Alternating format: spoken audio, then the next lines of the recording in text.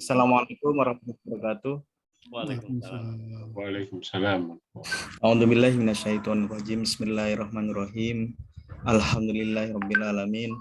Wassalatu wassalamu ala asrofil anbiya'i wal mursalin sayyidina Muhammadin wa ala alihi wasallam ajmain. Amma ba'du.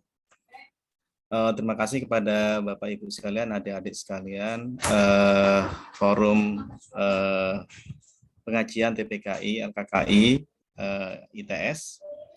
Alhamdulillahirrabbilalamin, kami panjatkan kepada Allah Subhanahu wa Ta'ala berkat rahmat dan hidayahnya kita bisa mendapatkan kesempatan pada malam hari ini untuk bersama-sama bergabung dalam forum Zoom meeting ini.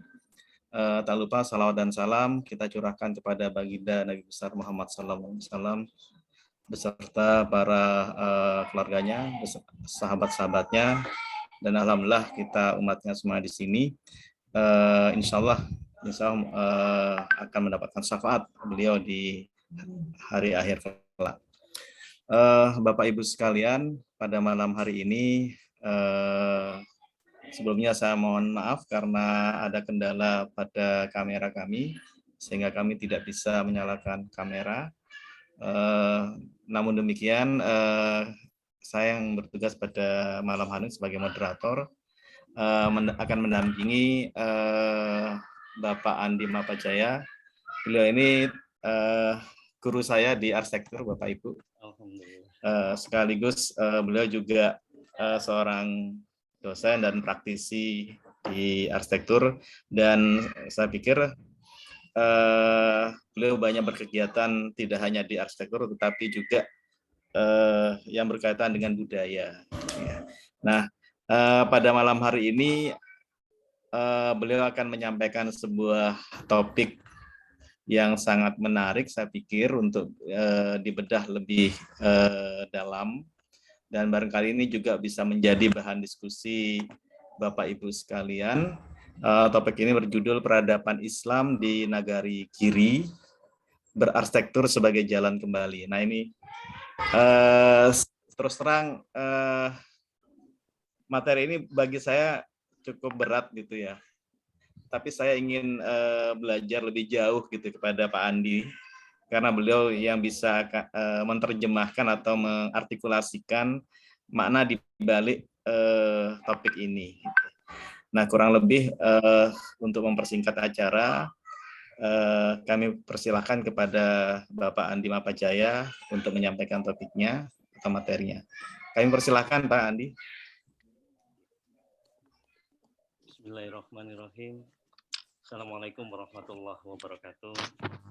Alhamdulillah, alhamdulillah. Assalamualaikum warahmatullahi wabarakatuh. Allahumma sholli ala sayyidina Muhammadin wa ala ali sayyidina Muhammadin wa barik wasallim. Allahumma sholli wa sallim wa barik ala sayyidina Muhammadin bi syarri sayyidina Muhammadin wa sifati wa ala alihi wa barik wasallim. Bismillahirrahmanirrahim. Alhamdulillah rabbil alamin.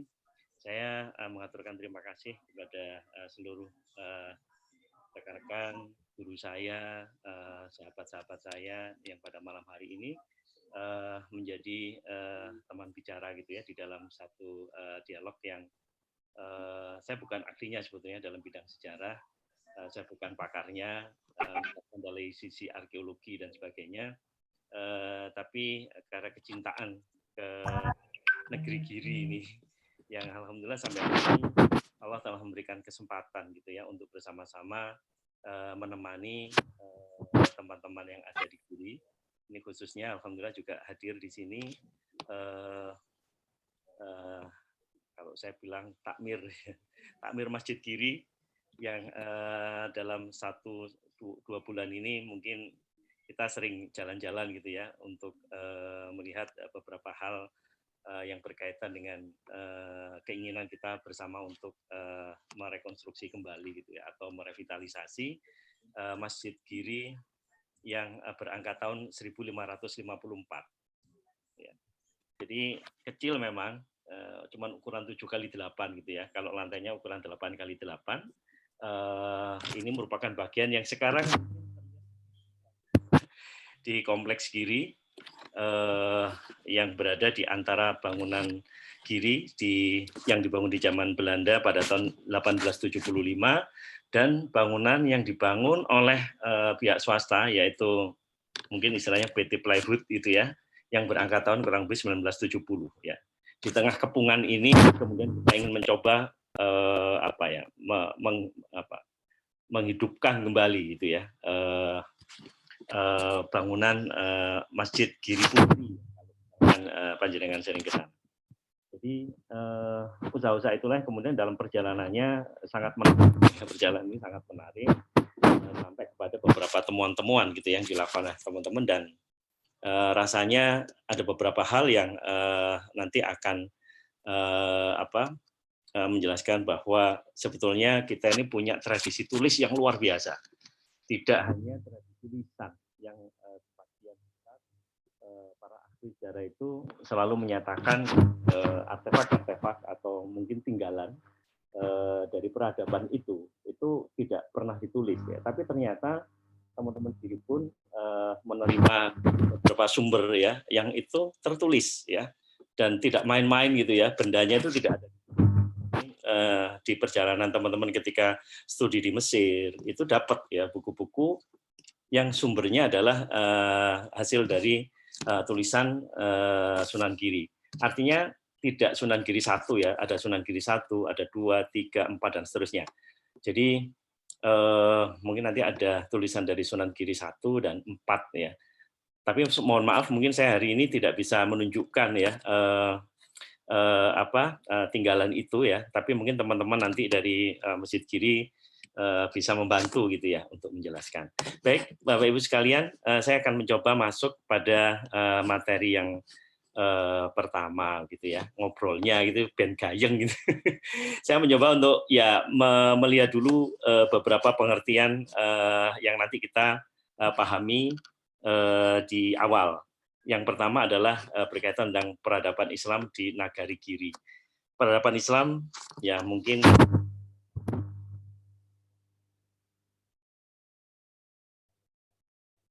suaranya hilang, Pak Andi.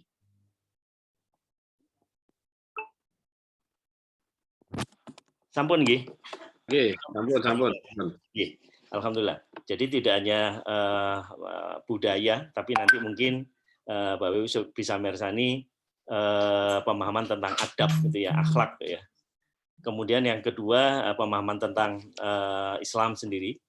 Kemudian kenapa saya menyebut negeri Giri atau Nagari Giri? Ya, ini mungkin Pak Amin tadi paralel pada sama gitu ya. Diceritakan sumber-sumber yang menjelaskan tentang keberadaan perkembangan Islam di sisi barat, di Jawa Barat, itu selalu bicara berdasarkan buku Caruban Nagari, ya, Caruban Nagari dan sebagainya. Giri juga punya buah culture gitu ya di antara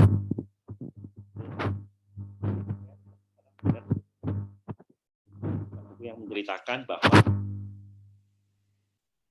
kemudian masuk ya. Pak Andi, suaranya muncul tenggelam kayaknya kurang dekat itunya ya. Siap, siap Pak.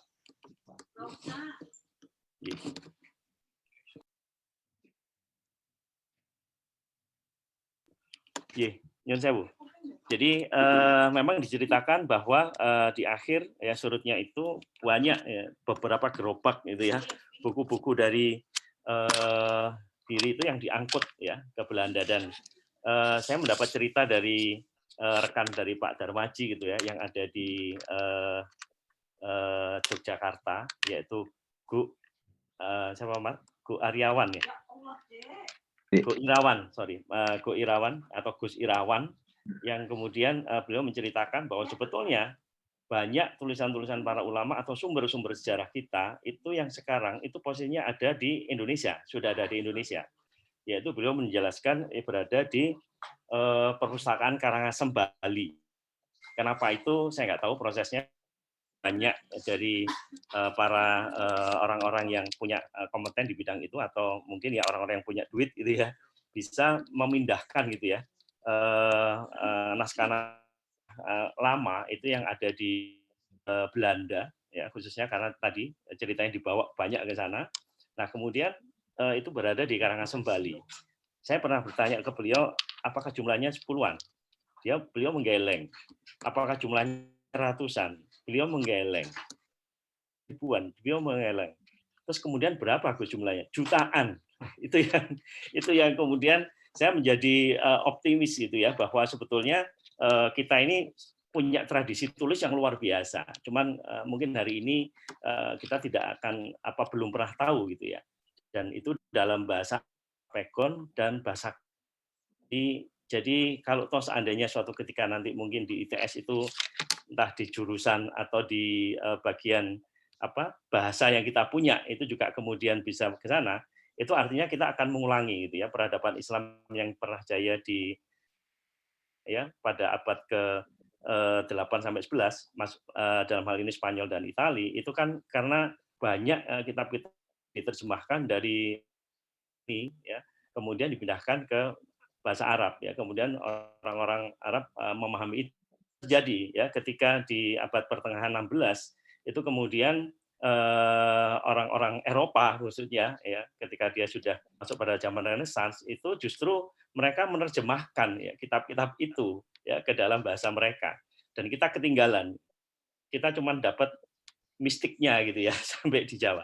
Baik, negeri Giri kalau kita lihat Gresik itu ada dua. Satu adalah kota Gresik, itu kalau saya melihat mungkin kalau sekarang kota pusakanya, lebih mengarah kepada era kolonial, atau kalau kita sebut mungkin kalau kita akan mengenal di sana ada akulturasi budaya yang kuat antara pribumi, kemudian Cina, Arab ya, dan kolonial ya.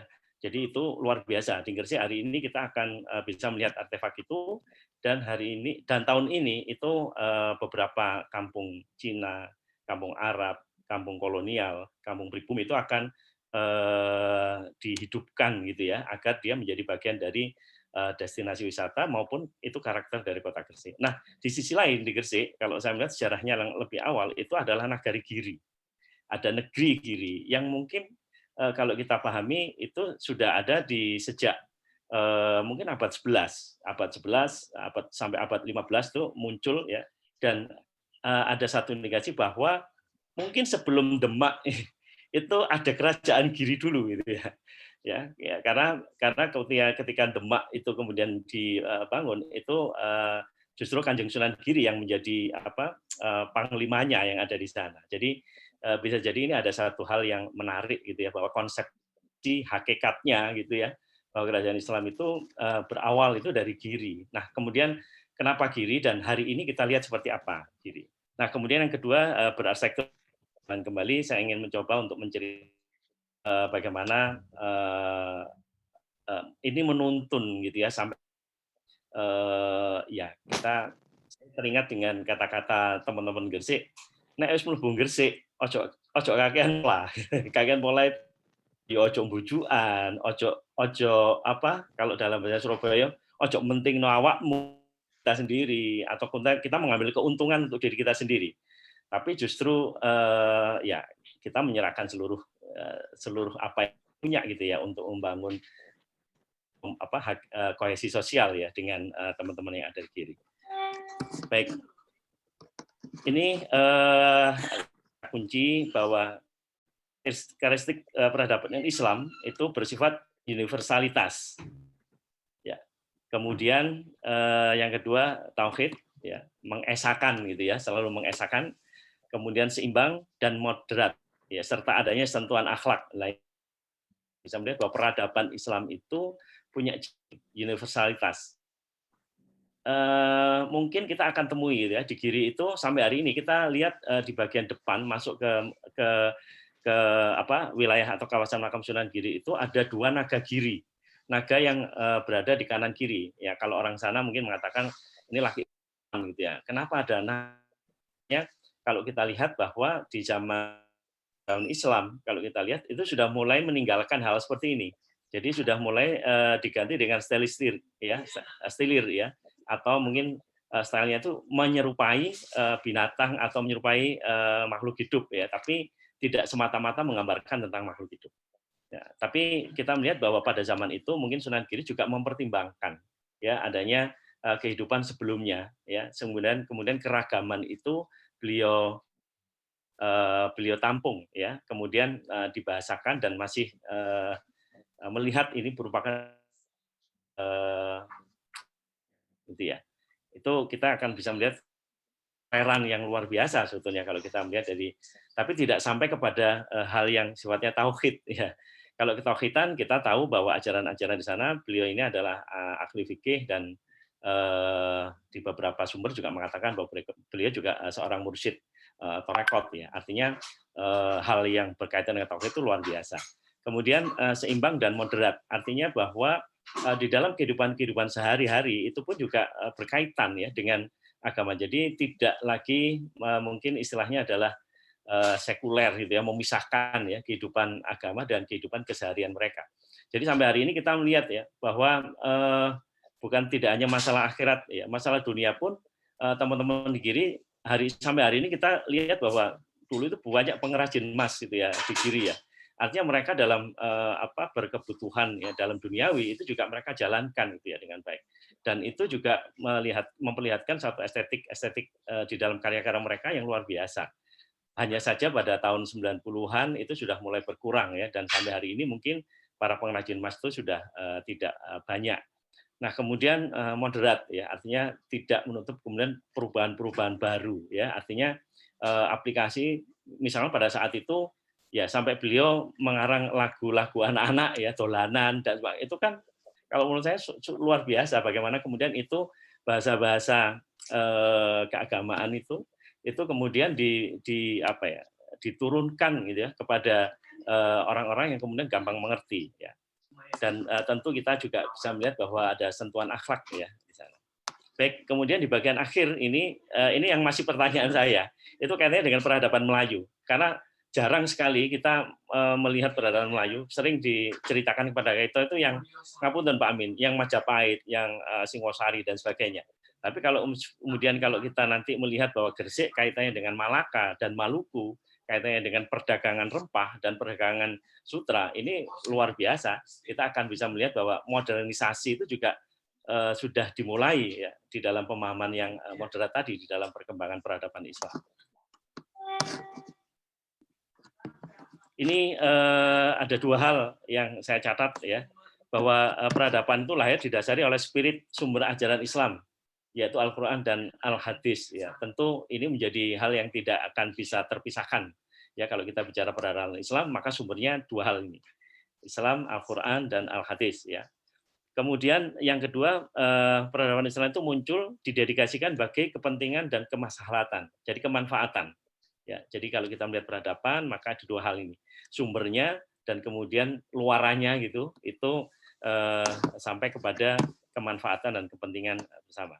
Nah, kemudian saya mencoba untuk melihat jelajah sinkronik ya, peta perkembangan Islam di Jawa gitu ya. Jadi kalau kita melihat langsung ke Giri, kita lihat zaman Sunan Giri 1481 sampai 1506 itu ya sangat berdekatan dengan saat Raden Patah memerintah Demak ya. Jadi mulai 1478 sampai 1518. Jadi peran dari beliau sangat luar biasa. Kalau saya tadi di awal menceritakan bahwa beliau juga merupakan panglima dari kerajaan Demak, atau bisa jadi bahwa Dewan Wali Songo itu kayaknya konseptornya gitu ya untuk kerajaan Islam yang pertama di Demak. Yang tadi saya sampaikan bahwa sebetulnya secara konseptual hakikatnya itu sudah ada di Giri ya sebelum itu, karena Giri ini memerdekakan ya dari pengaruh Majapahit ya, kemudian di daerah Perdikan ini diberi kesempatan ya untuk berkembang. Nah, kemudian kita lihat yang menarik itu nanti kita akan juga ketemu masa kejayaan Giri itu pada zaman Sunan Prapen. Jadi nanti ada beberapa artefak yang muncul di sana, dan kalau kita lihat sinkroniknya itu zaman Panembahan Senopati ya, jadi Raja Mataram yang pertama, Kesultanan. Jadi kita juga melihat bahwa Kesultanan Mataram, jadi ini sudah pengaruh Islam ya, setelah kita melihat urutannya dari Demak, kemudian Kesultanan Mataram, dan pada saat ini sebetulnya atau di awal ya, pada zaman Panembahan Senopati, bahwa raja-raja Jawa itu menjadi raja itu legalitasnya itu ya dari Kerajaan Giri, ya Kedaton Giri. Ya kalau di Giri namanya Giri Kedaton. Jadi kerajaan plus pesantren. Ya, kemudian kalau kita lihat ya, di bagian yang menarik ketika kerajaan Giri Kedaton itu justru diakhiri, berakhir itu pada masa Sultan Agung. Jadi ketika dia menjadi daerah taklukan Sultan Agung. Saya nggak tahu apakah kemudian Giri semakin kuat ya. Padahal sebetulnya kalau kita melihat urut-urutannya bahwa sebetulnya Raja Jawa ini sebetulnya mengakui karena di Panembahan Senopati itu ibunya adalah cucu dari Sunan Giri. Jadi ini menarik ya, karena saya nggak tahu ini siapa yang menguasai, siapa yang dikuasai. Tapi kita melihat ada satu perubahan gitu ya dari sisi pesisir kemudian ke pedalaman. Jadi mungkin peradaban Islam juga mungkin akan dekat ya dengan lokality atau budaya gitu ya. Ya, kemudian ini beberapa sumber ya. Jadi memang tidak ada yang mengatakan Nagari Giri, tapi ya ini mungkin kalau saya mungkin disalahkan juga ya oleh teman-teman sejarawan, tapi saya punya keyakinan bahwa ini luar biasa Giri ini, tidak sekedar kerajaan. Kalau saya ini negeri karena tata pemerintahan dan sebagainya itu diatur jelas ya, dan itu ada kitabnya atau ada referensinya. Dan kemudian sampai hari ini kita akan bisa melihat toponim ya, beberapa struktur kota Giri, Nagari Giri. Jadi namanya mungkin alun-alun, pasar, tempat Sunan Dalem dan sebagainya itu sebetulnya masih ada kita melihat di situ. Cuman mungkin kita belum melihat ada satu continuity yang kuat gitu ya. Dan sistem kehidupan masyarakatnya. Jadi misalkan di sana kalau kita lihat ada beberapa tempat embung air. Ya. Jadi masalah kota itu juga sudah diselesaikan. Ya. Jadi kalau pada waktu musim kering atau pada musim hujan air tidak melimpah, pada musim kering dia bisa menyimpan, dan itu sumur-sumur itu bisa dimanfaatkan oleh masyarakat. Kalau di Gresik mungkin kita lihat ada sumur Songo gitu ya. Jadi pola-pola itu kemudian diadopt gitu ya di kota. Kalau saya mengatakan di kota barunya gitu ya. Kalau kota bawahnya adalah di Negeri Giri, kota barunya adalah di Gresik yang sekarang ya, karena berkaitan dengan peta Belanda pada tahun 1776 itu juga menunjukkan beberapa titik-titik pemukiman ya, pemukiman Cina, pemukiman kolonial, pemukiman pribumi ya, dan kemungkinan Arab itu terlihat ya. Suatu ketika petanya.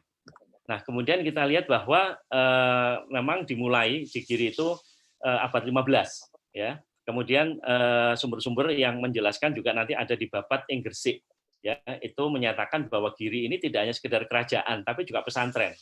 Nggak tahu pesantren yang kerajaan atau kerajaan yang pesantren. Jadi model ini yang sebetulnya kalau kita nanti telusur ya, ketemu sumber-sumber referensinya itu akan menarik sekali. Kita akan bisa mengetahui bahwa di peradaban itu mereka juga sudah melakukan. Nah, kemudian kita melihat bahwa eksis Sunan Giri ini kalau kita lihat tahunnya 1506 sampai 1636 ya, sampai pada akhir itu 1680, itu artinya bahwa kerajaan Giri itu berlangsung selama 200 tahun. Nah, mestinya kita akan bisa melihat ya perkembangan dari 200 tahun itu ada apa saja gitu ya. Ya, kita saja Indonesia ini masih ulang tahunnya masih 75 ya. Jadi ini 2 kalinya. Jadi kita bisa melihat bertahan yang begitu lama. Ini menarik ya ketika kita nanti mungkin tahu bagaimana Giri mulai awal dari akhir gitu ya.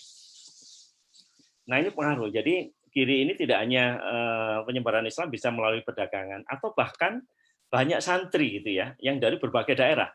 Dari Pulau Bawean, Kangean, Madura, Haruku, Ternate, Nusa Tenggara, sampai kemudian Sulawesi Selatan, ya sampai Sumatera.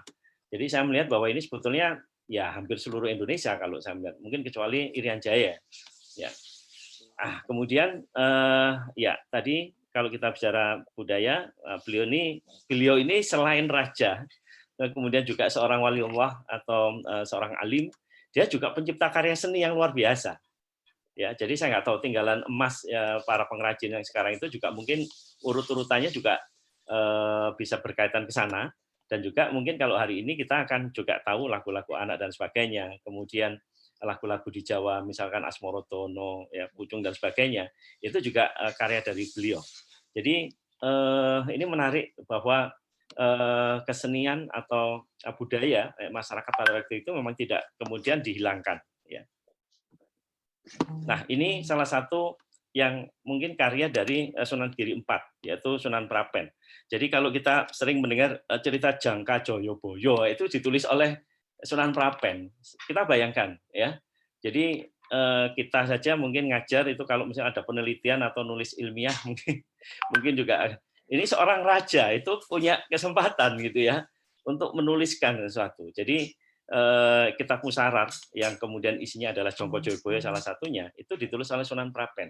Saya nggak tahu apakah itu kemudian referensinya adalah memang tulisannya dari Joyoboyo sendiri, ya kemudian berabad begitu, kemudian sampai ke Sunan Prapen. Kalau lihat jaraknya kan kurang lebih sekitar 5 abad. Ya, bayangkan di Sri Joyoboyo itu tahun 1000-an, kemudian Sunan Prapen itu 15 tahun 1500-an.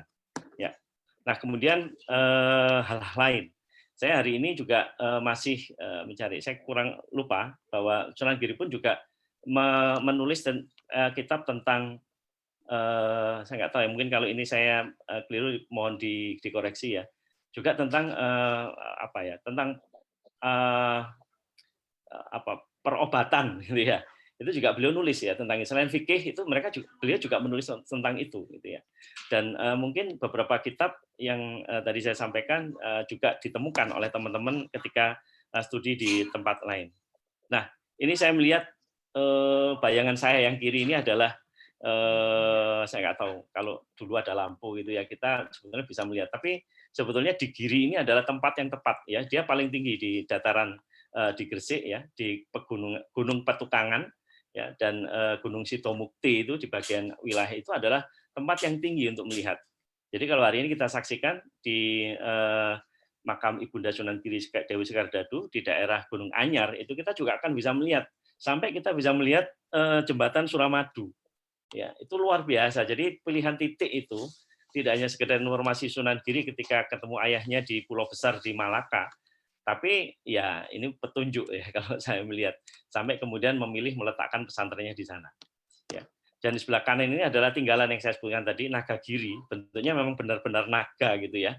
Itu yang menjadi hari ini pertanyaan, kenapa itu dipertahankan? Padahal sebetulnya sudah mulai di cungkup makam Sunan Giri dan Sunan Prapen itu sudah mulai ditinggalkan bentuk-bentuk hewan yang bernyawa. Nah, ini adalah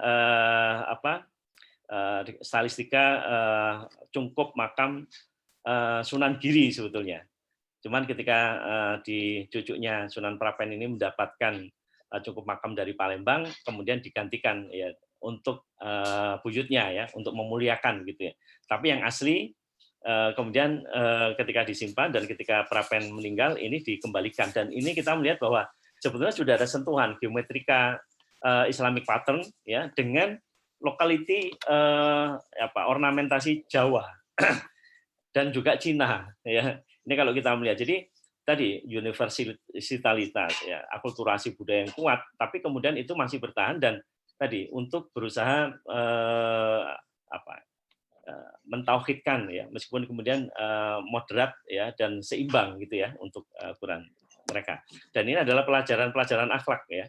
Jadi kalau kita lihat di sini itu misalkan kita nanti tahu tentang ada gambar gajah, ada gambar naga, ada gambar punix ya, burung punix dan sebagainya, itu sebetulnya memberikan informasi tentang keagungan, kegagahan, kekuatan dan sebagainya. Dan itu sebetulnya adalah cara untuk menyampaikan pesan yang dilakukan ya oleh beliau ya, beliau dengan mentransformasikan ini kepada masyarakat dan masih mengingat. Jadi agar kemudian masyarakat yang punya culture sebelum itu masih mengingat itu. Cuman mungkin isinya secara substansial itu diganti ya.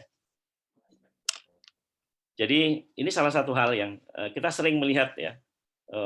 Ini olah dari Sultan Agung. Tadi kita lihat Sultan Agung sejajar dengan kehidupan saat Sunan Kaliskuwo dan Panembahan Agung ya.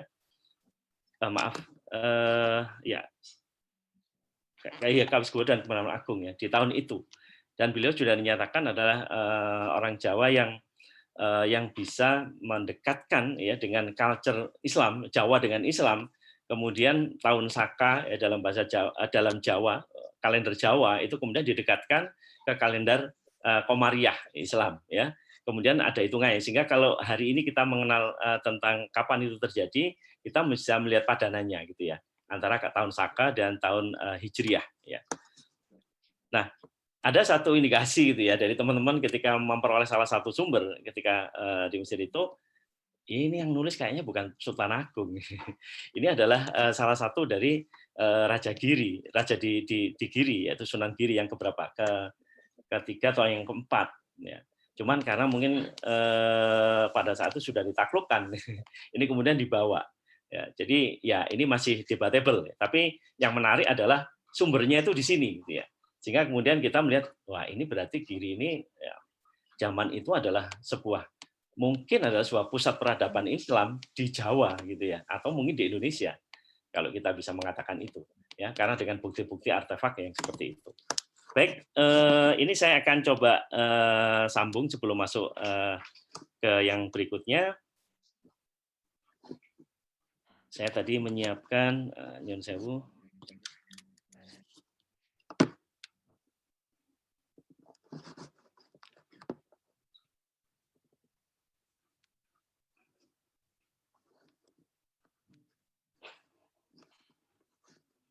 Ini merupakan bagian dari perjalanan, Bapak Ibu sekalian. Ini yang saya maksudkan tadi bahwa berhasil sebagai jalan kembali gitu ya. Karena awal ya mungkin teman-teman juga bersama-sama gitu ya.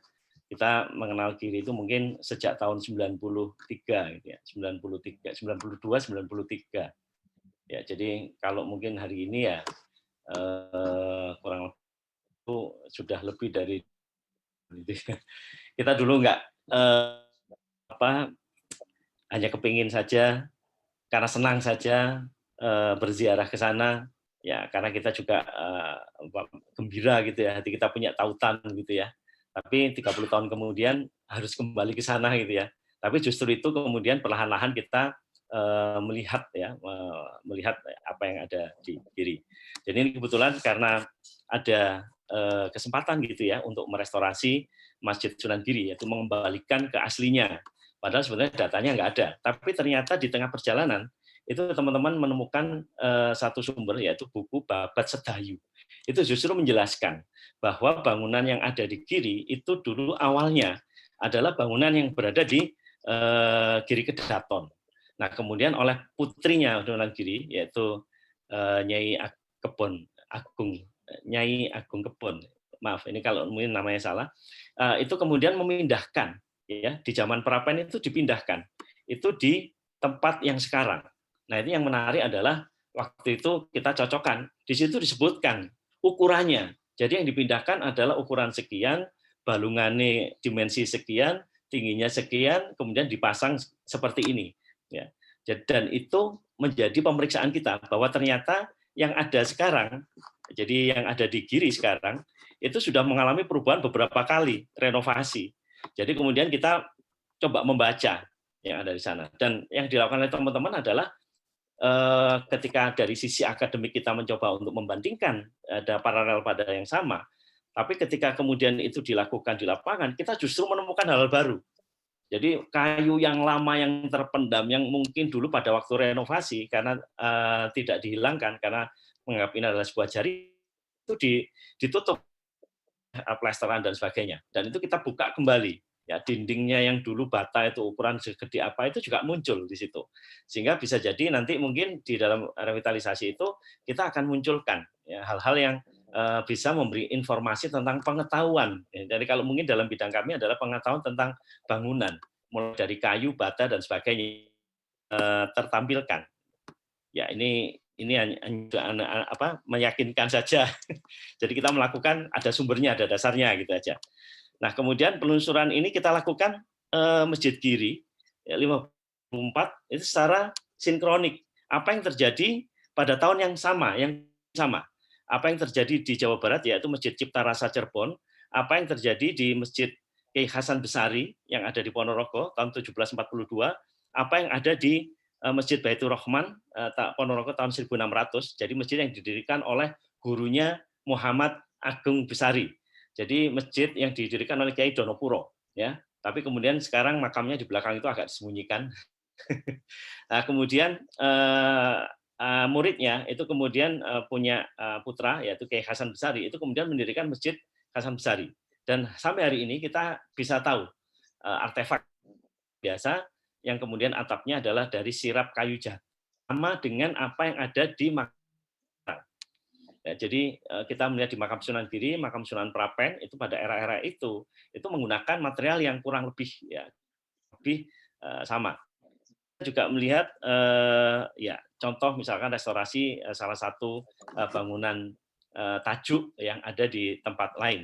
Nah, kemudian kita juga melakukan analisa diakronik. Ya, diakronik itu kita periksa ya apa yang dilakukan di Sunan Giri, misalkan di awal pemindahan dari Giri Kedaton, masjid ini adalah tahun 1590 dalam Babat Sedayu. Itu yaitu oleh Nyai Ageng Kebonan ya di periode Sunan Prapen. Nah, kemudian yang kita tahu itu kayaknya ada renovasi pada tahun 1875 ketika membangun Masjid Putra yang ada di samping kanannya. Tapi kita juga menduga juga bisa jadi pada saat dari Nyai Ageng Kebonan tahun 1590 sampai 1875 ya kurang lebih sekitar 200-300 tahun itu mesti mungkin ada renovasi juga gitu ya.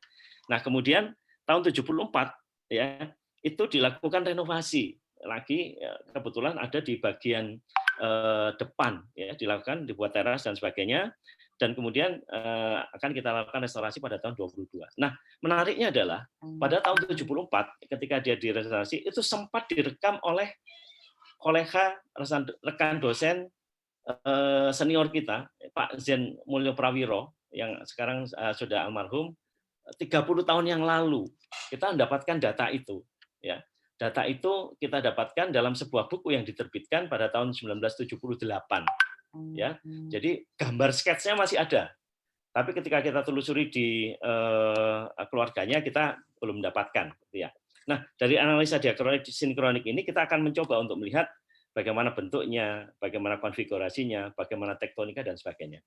Nah, sebetulnya di salah satu bentuk ini ya, salah satu bentuk cara ini kita mendapatkan banyak sumber pengetahuan gitu ya. Wah, ini kita melihat bahwa Giri ini sebagai sebuah pusat peradaban bisa begitu kalau kita lihat di Jawa, karena pada saat itu tadi yang katakan bahwa berkembangnya juga di seluruh Jawa, dan kita melihat ya tinggalan-tinggalan yang ada di Jawa khususnya ketika kita melihat masjid salah satu contohnya itu kita mendapatkan satu kesamaan-kesamaan. Ya, ini misalnya Masjid Demak 1466. Kita lihat bentuknya tajuk ya, ada 3 saf. Nah, biasanya di depan itu ada namanya balai kambang. Ya, jadi orang mengatakan balai kambang atau bukan pendopo, teras depan. Jadi yang memanjang.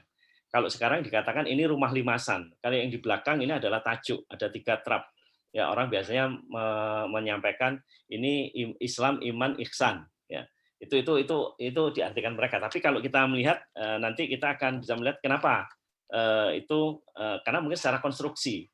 Dan bisa jadi ini merepresentasikan sebuah usaha untuk secara spiritual ya, untuk memuliakan.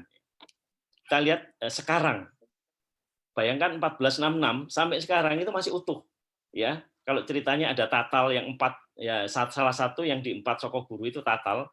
Kita pernah melihat bahwa bagian yang rusak itu berada di museum. Kita melihat ada di museum Soko Tatal itu, dan kita lihat memang itu adalah bagian yang disatukan ya dari serpihan kayu ya oleh Kanjeng Sunan Kalijogo pada waktu itu. Kita bisa melihat di situ, dan kita masih bisa melihat kolom lama yang mungkin punya style Mojopahit yang masih kita dapetin di daerah depan, daerah Balai Kambang tadi itu di Selasar itu. Nah, kemudian kita melihat yang di Cipta Rasa di Jawa Barat itu 1480 ya. Di 1480 kita melihat ya yang kalau yang sebelah kiri Demak, yang sebelah kanan Cipta Rasa. Jadi tidak tajuk, tapi mungkin di bagian paling tinggi itu garis ya. Saya nggak tahu apakah kemudian ini adalah awal ketika kita mengenal joglo nanti. Jadi kalau tajuk itu juk satu, yaitu yang di ujung. Tapi kalau joglo itu juk eloro, kanan kiri.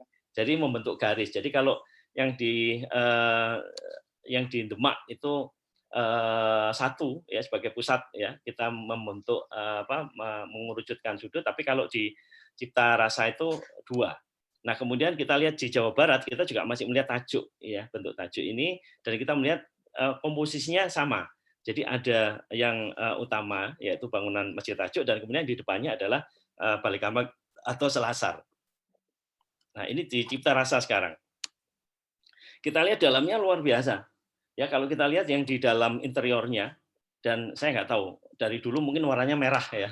Cipta Rasa ini bisa jadi warna merah dan nama-namanya luar biasa. Kalau kita di sana itu punya mengenal gitu ya nama-namanya itu sangat nasawuf kalau jadi ya kita akan bisa melihat gitu ya perkembangan sampai sekarang gitu ya bahwa wilayah-wilayah yang di kawasan sana itu mungkin lebih ke ini kalau di Jawa Timur mungkin fikihnya lebih kuat tapi kalau di sana mungkin tasawufnya yang lebih luas sehingga hari ini mungkin kita kenal juga nama Kiai Nawawi Banten misalkan ternyata di Jawa Tengah itu ada namanya Kiai Ahmad Rifai yang cara mengajarkannya adalah dengan cara culture sama dengan Sunan Kalijogo gitu ya. Kalau misalnya Kiai Ahmad Rifai, mungkin Anda nanti bisa melihat di istilah budaya Rifaiyah. Jadi masyarakat membatik tapi sambil melakukan sesuatu bacaan yang sudah dijawakan dari sebuah kitab. Jadi beliau ini juga kemudian hafal dari keseharian membatik dalam sehari itu beberapa syair ya dibaca ya seperti kalau kita mendengar syair sebelum sholat itu luar biasa. Jadi mereka itu sambil belajar. Dan itu merupakan hal yang ditakuti oleh pemerintah kolonial pada saat itu, ya. Sehingga kenapa ini masyarakat jadi pinter ini. Nah, ini kita lihat Cipta Rasa, kemudian kita lihat bagaimana untuk mempertahankan kayu itu kemudian muncul besi-besi ya, seperti tulang yang dispalak begitu ya, untuk mempertahankan untuk melestarikan itu.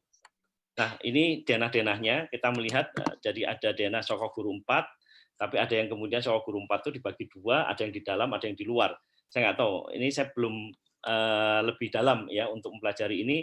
Bisa jadi ini mungkin ada kaitannya dengan kosmologi, misalnya pembagian ruangnya dan seterusnya.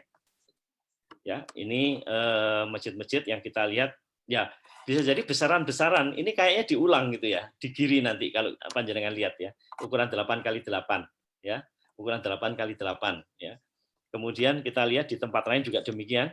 Meskipun kecil, ada yang utama tadi, yang ditajuk, kemudian di depan ada teras. Nah, kemudian ini interiornya, dalamnya, gitu ya. Kita melihat ada semacam pola dari joglo, yaitu Soko Guru 4, kemudian ada blandar, ada 2 blandar, ya, yang kemudian yang satu itu untuk membuat rigid di bagian kolom 4-nya, yang di atas adalah membuat rigid di bagian atapnya. Ya.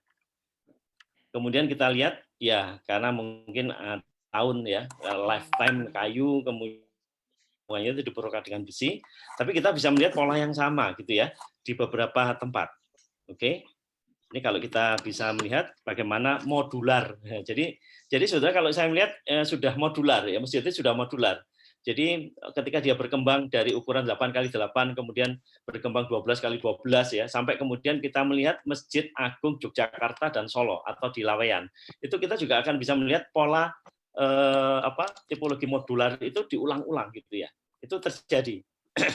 Ya, jadi kita bisa melihat dan ini akhirnya dari titik ini kita melihat ada kesamaan di Masjid Giri Putri.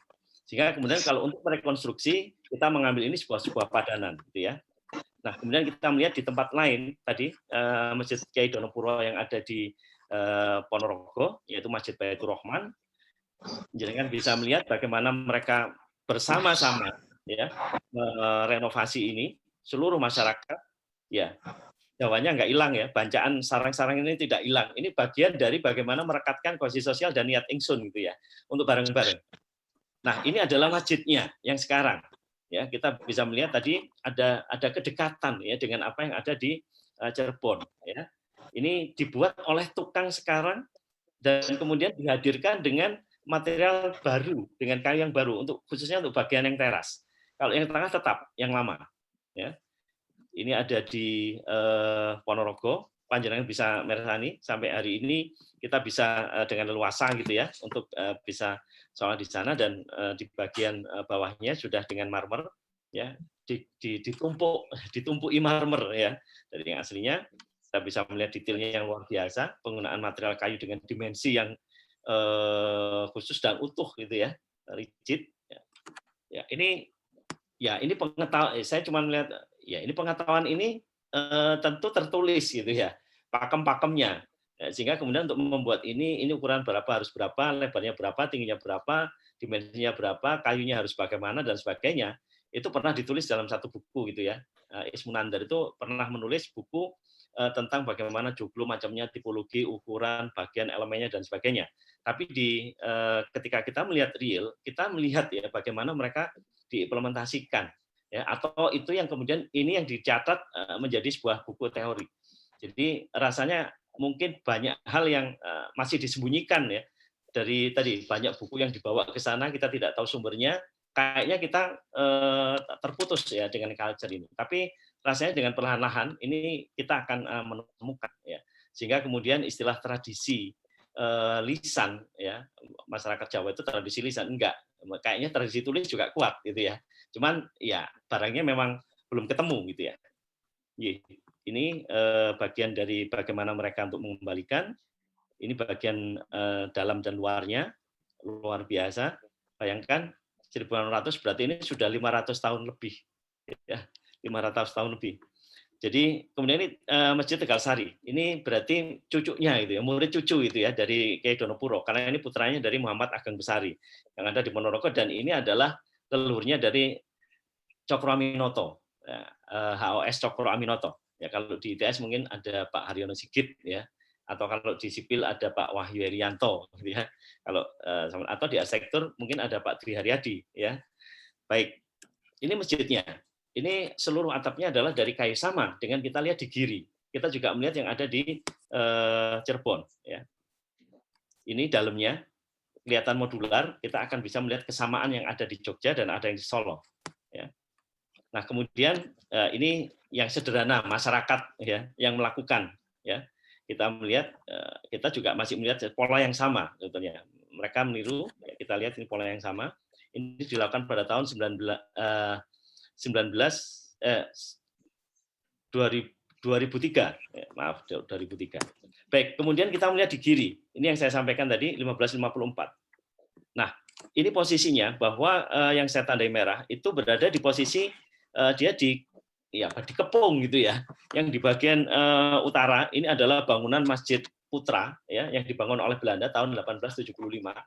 Nama arsiteknya dan makam arsiteknya ada di situ. Kalau orang membacanya Siman, tapi orang menduga namanya Simon. Tapi nggak tahu. Ini yang teman-teman dari Giri nanti mungkin akan bisa menjelaskan.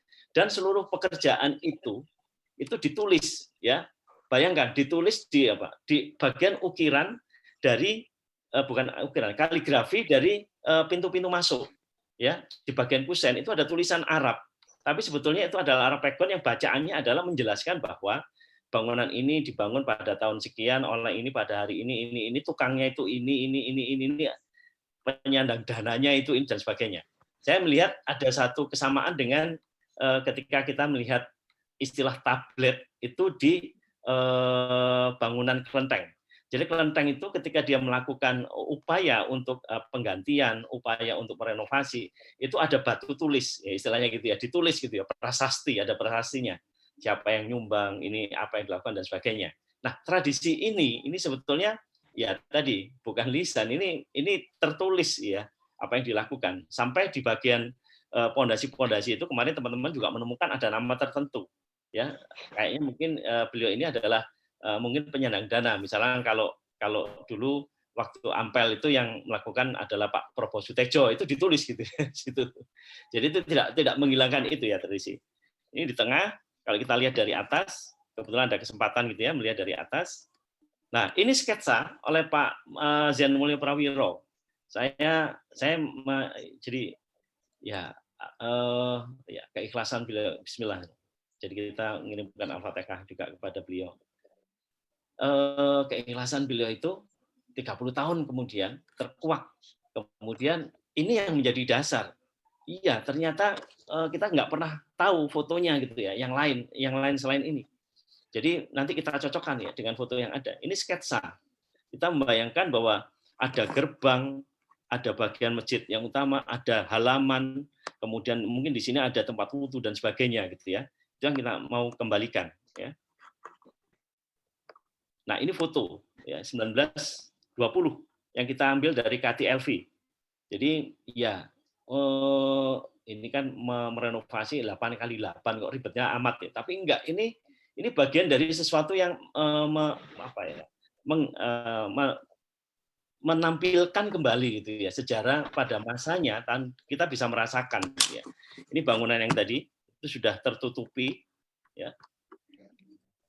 Ini keadaan sekarang sangat tidak menarik gitu ya, karena kita melihat bahwa kondisinya seperti ini, sudah dicat, ditambah, kemudian dikasih sesuatu, pokoknya bentuk luarnya kayak begini, kemudian dalamnya itu ngapunten ya, rada aur-auran ya, kayu itu yang aslinya itu dipotong, digeser ya, tidak pada titiknya dan sebagainya. Ya, kita bisa memaklumi ya, mungkin pada saat itu juga pendekatan-pendekatan untuk konservasi atau restorasi itu belum dilakukan, tapi saya yakin mereka punya niat baik karena terbaca bahwa tidak ada sesuatu yang dibuang.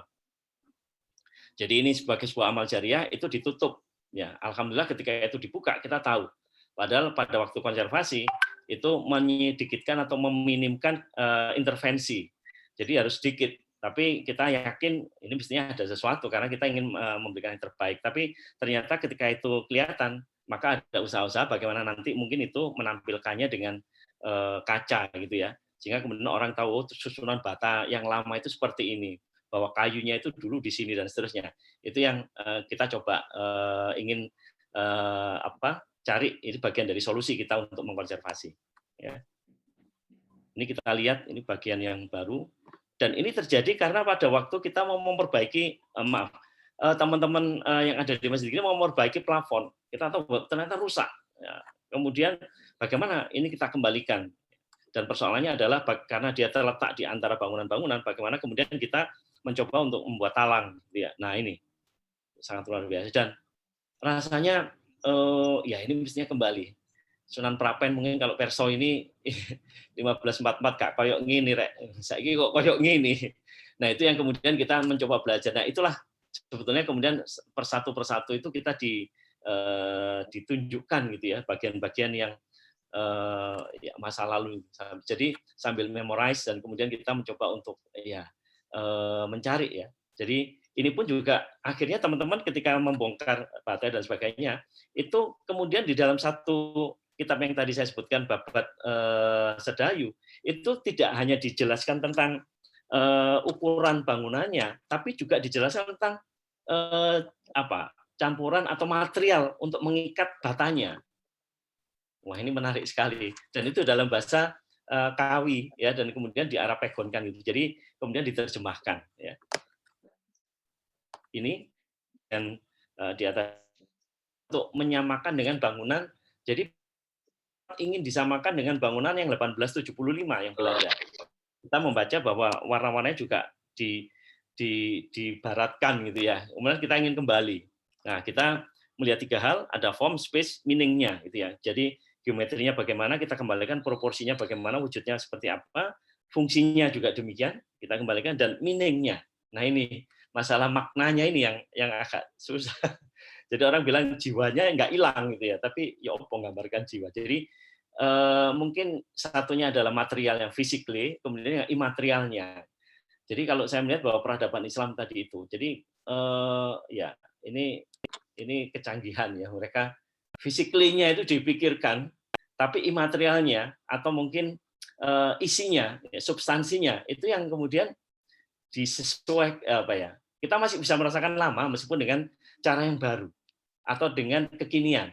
Ini saya melihat ada satu moderat gitu ya, moderasi gitu ya, tapi masih terikat ya dengan yang lama gitu ya.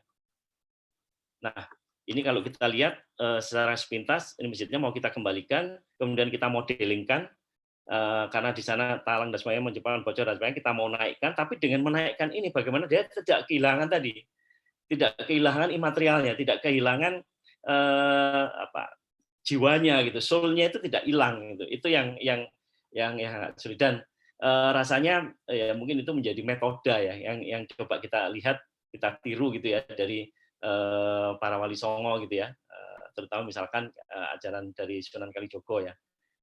Physically-nya, tapi ya bancaan tetap ono, tapi substansi ya, imaterialnya itu yang kemudian dikuatkan. Nah, ini saya melihat bahwa ini kekuatan dari peradaban Islam ya, kalau bahwa Gusti Rasul tidak mengajarkan bahwa semuanya diganti, tapi kemudian justru bagaimana kita harus punya inovasi itu, creativity itu ya. Saya matur suwun diingatkan Pak Adi kemarin bahwa ya mestinya kita yang berbening hati itu ya, agar kemudian kita bisa memantulkan creativity dari sang maha kreativitas, sang pemilik creativity gitu ya. Ini menurut saya luar biasa. Jadi hari ini mungkin saya akan meneruskan itu, Pak Adi, ngapunten. Ini saya sangat terkesan sekali dengan pemahaman itu. Sehingga ya yes, cedek nang pangeran, cedek sing gawe urip, cedek sing maha kreativitas untuk melakukan ini. Jadi sehingga itu kalau saya melihat ya sih kita lalu balik, bukan dengan pengetahuan kita gitu ya. Meskipun tadi saya menyatakan saya juga ada sertifikat dan bukan itu ya, sebetulnya. Bukan itu, tapi saya melihatnya ya harus punya niat ingsun ya untuk membalik gitu ya, untuk agar kemudian perlahan-lahan itu ya mungkin istilahnya hijab itu ya satu persatu itu kemudian ini kalau kita lihat ada kesamaan, kita kembalikan rangkanya meskipun tidak bisa persis ya, tetapi kaidah-kaidahnya kita ikuti ya. Jadi yang dulu dengan plafon yang rata tapi sekarang miring ya. Kemudian dinding juga begitu, kemudian ada angin-angin atau untuk cahaya kita masukkan.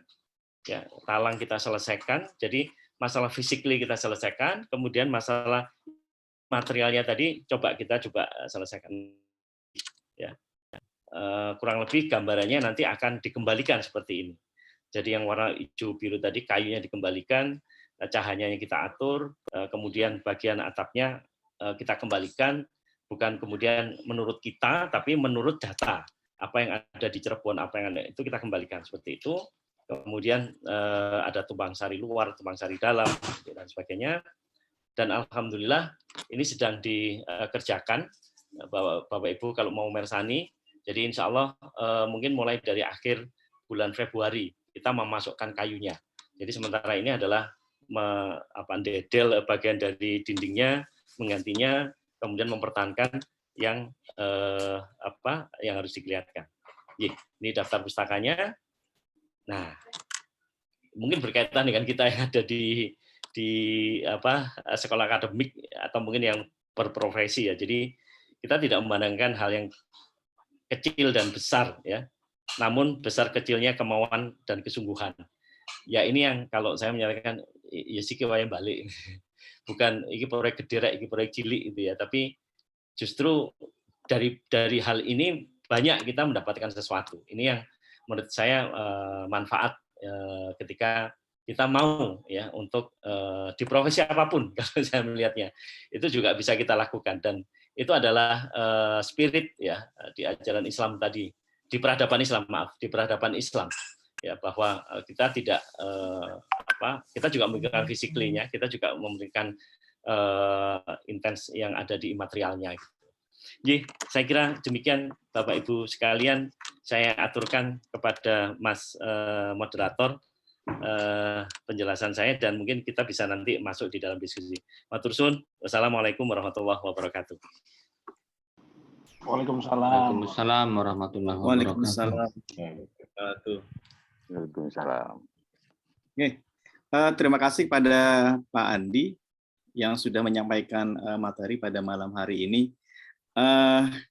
Saya banyak belajar dari apa yang disampaikan Pak Andi tadi gitu ya, dan ternyata memang sangat menarik ya, latar belakang sejarah yang cukup panjang, dan memang barangkali mungkin secara fakta sejarah banyak hal-hal yang bisa dijelaskan atau memperkuat penjelasan terhadap produk-produk ya yang mungkin sebagai peninggalan dari sejarah itu, diantaranya karena ini ada pengaruh Islam dari Sunan Giri itu sendiri, mungkin dalam bentuk masjid ataupun dalam bentuk produk-produk yang lain ya.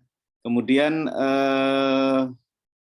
menariknya adalah tadi bahwa dikatakan bahwa kerajaan Giri itu sebenarnya adalah pesantren Giri gitu ya. Jadi kerajaan yang pesantren atau pesantren yang kerajaan gitu ya. Ini saya kira menjadi sangat penting gitu ya untuk bisa kita pahami, sekaligus barangkali mungkin saya sendiri terbuka ya cakrawala saya gitu ya, bahwa saya pun belajar arsitektur ternyata tidak sekedar bentuk, kemudian olahan bentuk, kemudian tampilan, tetapi di situ juga ada makna di dalamnya, dan makna itu sangat erat kaitannya dengan latar belakang sejarah yang membentuknya. Nah, barangkali mungkin saya tidak bisa secara detail Bapak Ibu gitu ya merangkum, tetapi dalam hal ini kita coba belajar bersama untuk memahami. Barangkali ada hal-hal yang mau disampaikan oleh Bapak Ibu di forum ini gitu ya. Monggo bisa memberikan tanggapan dengan cara raise hand atau angkat tangan atau langsung memberikan respon. Silakan. Ini ada dari Pak Prof. Adi Suprianto. Monggo langsung saja Pak Adi, saya persilahkan. Terima kasih Pak Ardi, Mas Andi, terima kasih. Saya bukan orang arsitektur, jadi saya tidak banyak mengerti tentang arsitektur. Cuman saya melihat kalau saya datang ke bangunan lama dibandingkan dengan kalau saya datang di bangunan baru, saya nggak tahu ya. Saya merasa ada nilai kosmologi yang hilang kalau di bangunan-bangunan modern. Saya kurang tahu kenapa. Jadi ketika orang modern membuat satu bangunan, itu yang dipikir hanya masalah misalnya kesederhanaan, material murah mahal begitu ya. Kemudian mungkin ya adalah sedikit masalah kesehatan, tapi begitu kita bicara kosmologi, rasanya itu hanya ada di bangunan-bangunan yang peradaban lama atau itu. Saya nggak tahu apakah pendapat saya ini benar ya. Saya kurang paham tentang itu. Tapi nah yang menarik adalah bahwa ketika kita memasuki satu ruangan, misalnya masjid atau apa begitu, yang memang dalam membangunnya itu ada unsur kosmologi yang dibangun, itu benar-benar memang ada unsurnya itu, auranya masuk. Sehingga ketika itu dipakai untuk kita menenangkan diri, berzikir dan sebagainya, itu masuk begitu ya. Jadi saya nggak tahu apakah memang ada ilmunya seperti itu di arsitek begitu ya, yang bicara sampai ke dalam itu, ataukah arsitektur modern hanya berbicara masalah keindahan, masalah dan sebagainya. Matur nuwun. Terima kasih. Baik, Prof. Hadi, matur nuwun. Untuk selanjutnya ada Pak Darmaji. Saya persilakan pada Pak Darmaji. Oke, terima kasih Pak Ardi. Assalamualaikum warahmatullahi wabarakatuh. Pertanyaan singkat untuk Pak Andi Mapajaya. Pak Andi, kalau tadi disebut-sebut ada simbol, kemudian ada pemaknaan ya, itu memang direncanakan, misalnya gini, tadi tajuknya susun 3, kemudian dikaitkan dengan Islam, iman, Islam, dan ihsan. Nah, pertanyaannya adalah, apakah simbol itu, tajuk yang 3 itu ada dulu baru kemudian diberi makna, ataukah ada makna dulu yang kemudian diupayakan iki penae ya apa ya gitu. Terus kemudian misalnya lagi tempo bulan saya ke Masjid Cipta Rasa yang Pak Andi sebutkan tadi di Cirebon sana, itu ke ruang utamanya kan tinggi pintu itu kurang dari 1 meter kayaknya, sehingga kalau kita masuk ke ruang utama sungguh-sungguh harus merunduk. Nah, konon ini kan dimaknai bahwa kalau hendak menghadap ke Sang Pencipta ya memang harus menundukkan, bukan sekedar menundukkan hati, tetapi juga menundukkan raga. Nah, kembali ke pertanyaan awal, ada makna dulu yang kemudian dicarikan ke bentuk-bentuk arsitekturalnya, ataukah dari bentuk arsitektural itu kemudian ditafsiri begini begitu. Matur suwun Pak Ardi. Enggak, dua pertanyaan dulu. Kami persilakan pada Pak Andi untuk memberikan tanggapan. Silakan Pak Andi. Matur suwun sangat Mas Adi. Matur suwun sangat Pak Adi dan Pak Darmaji, ini guru saya ini, Mas Adi dan pada hari ini ya saya bisa berdialog dengan teman-teman lama gitu ya. Jadi saya sebut sini ada Mas Gufron dan Allahu Akbar. Dan saya terima kasih, ini di chat ini juga sudah disampaikan Mas Jostom ya, Jostom. Ya, Jostom. Ini luar biasa. Mungkin ini ada kaitannya dengan yang disampaikan Pak Adi tadi. Jadi kalau di dalam istilah arsitektur Asia, Pak Adi, itu ada istilah geomansi, Pak Adi. Geomansi itu tadi menghitung dengan kosmologi sebetulnya. Jadi misalkan kalau di tradisi Cina kita mengenal dengan Feng Shui. Nah, Feng Shui itu kalau kita lihat detail, dia punya Pak, metrik, Pak, ukurannya sendiri. Jadi kalau mungkin Mas Jostom juga benar ini Mas, sebelum tahun 1800-an, sebelum kita kenal dengan dunia arsitektur barat, ukuran itu tidak bulat. Ya benar, ini memang benar. Jadi kalau di Bali, misalkan kita pakai ukuran hasta kosali, itu ya, jadi ukuran tangan pakai berapa depa berada. Dan itu depannya sangat subjektif, Pak. Depannya sendiri, Pak. Kalau langkah-langkahnya sendiri, si A, Pak, penghuni. Ya. Jadi kalau Jawa nanti mungkin hitungannya kalau dibagi 4 jatuhnya Sri atau Sugih, mati dan sebagainya gitu ya, tergantung dari tujuannya. Sehingga kemudian rumah ini cekno gak kebakaran maka jatuhnya apa, kemudian dan sebagainya. Bukunya Pak Yosef ada namanya pitungan gitu ya, ada hitung-hitungannya. Nah, cuman ya saya pernah sama Pak Ayi itu Pak Nazon Arif, selamat malam Pak Ayi. Pernah ketika membangun sesuatu, kemudian kita ke pemiliknya, Pak, apa nggak perlu hari baik, Pak? Nunggu hari baik gitu ya, dihitung ya. Ya, ternyata dia nek gawe aku gampang, dino apik iku pokoknya seger waras nyekel duit. Nek sampean masih ini misalnya Selasa Kliwon apik tapi nek Mas. Tapi satu hal yang saya lihat bahwa di Jawa itu tradisi mulai milih kayu. Ya kalau saka guru utama itu tidak boleh yang misalkan menghadap ke arah tertentu.